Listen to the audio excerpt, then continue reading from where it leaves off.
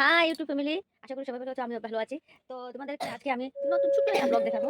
আজকে আমার শরীরটা ভালো নেই বলে আমার হাসব্যান্ড রান্না করছে। তো কি রান্না করছে চলো তোমাদেরকে এই যে ডিমের বড়া। আর কি বানাচ্ছে গো? কি বানাবে?